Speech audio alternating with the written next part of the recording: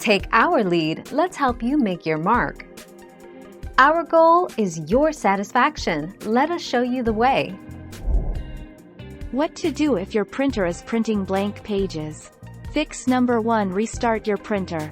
Fix number 2. Resolve ink, toner cartridges problems.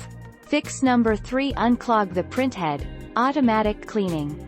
Fix number 4. Unclog the printhead, manual cleaning.